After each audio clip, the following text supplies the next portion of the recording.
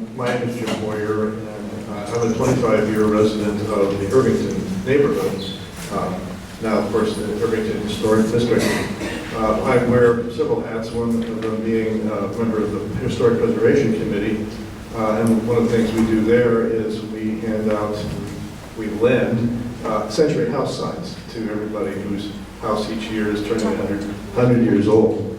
I'm also on the Land Use Committee, and I have to say I smiled when I was hearing some of the comments earlier today, because as part of the Land Use Committee, we deal with homelessness. We have issues of cannabis dispensaries. We actually have 3 of them in our neighborhood, not on the outside.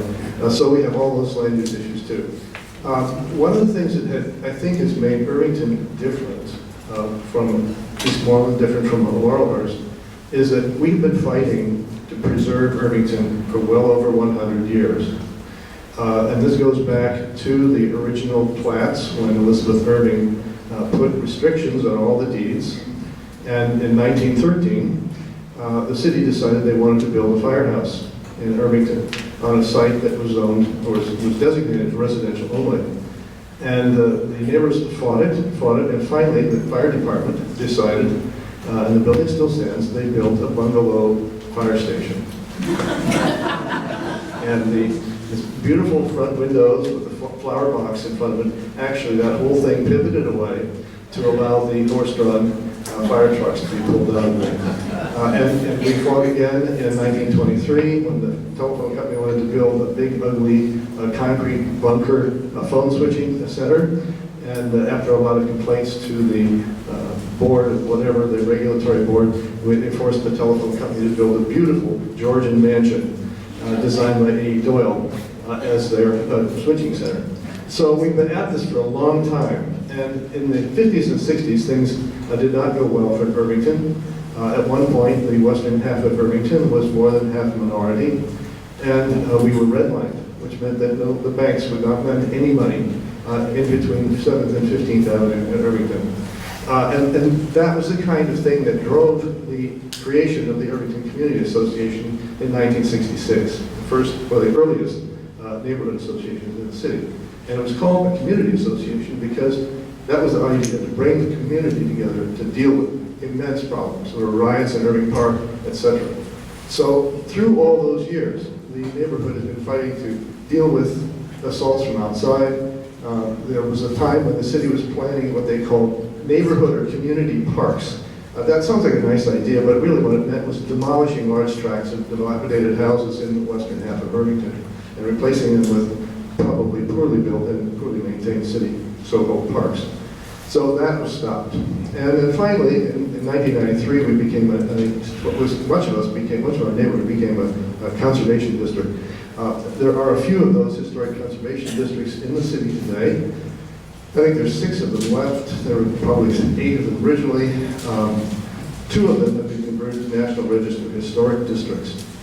During the 1990s and the early part of the 21st century, we realized that the protections available to us through the conservation district were not adequate. We would wake up one day and be a wonderful Victorian house gone, just simply gone, with no warning whatsoever. And we knew it wasn't legal, but nobody bothered to stop it from the city. And so we, in the 2006, 7, and 8 period, we realized something had to give. We have our southern border is Broadway, and we have a lot of commercial, there's a commercial strip there, and then we have a lot of apartment construction in the first 3 blocks north of there, and we were getting proposals for immense buildings to be built in there right next to wonderful historic Victorian era houses. So that was the pressure that we were facing, was to do something better than a conservation district. And in 2006 and 7, the Neighborhood Association voted to pursue a National Register Historic District.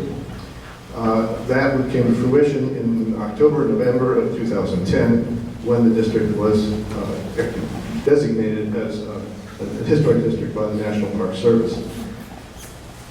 The interesting thing that happened at that time was that while we were doing that development, the highest fee for a historic resource review that the city was charging was $510. And by the time we finished that nomination process, the city, in its infinite wisdom, discovered that the volume of new development, new business in construction in Portland was down dramatically. Remember, 2010 was a severe economic collapse, and the construction industry collapsed worse than most. And in order to make up the difference, because the Bureau of Development Services is fee supported, they decided to raise the fees at a time when the construction industry was really hurting. And so they raised it to $1,200. And that immediately set off, that happened within weeks before we were designated in the district. And that triggered a big battle, and the historic districts of the city came together and formed the Portland Coalition for Historic Resources. And we pushed and pushed and pushed and pushed the city to finally create what they call the Historic Resources Code Improvement Project. And that's what Stacy was referring to a little bit ago, that produced the $250 type 1 fee. PCHR still exists. I'm the chair of it. We meet several times each quarter. We had a meeting just today dealing with a variety of comp plan issues, and we'll go into all that in gory detail. But we continue to push for improvements in the historic code process, to work with Tim Heron, who is the supervisor in that area, to make sure things run smoothly. We don't always agree with what they do. We have a couple of specific battle points right now. One of them is the requirement for what we think is way too many and way too much detail in architectural drawings for simple projects. We've got this bureaucratic overreach, and we're pushing on that. And we'll continue to do that. And we hope that if you guys decide to become a historic district, that you will actively support BCHR in our efforts to hold the Bureau of Development Services accountable and provide the kind of customer service that we expect. Happy to answer your questions when the time comes.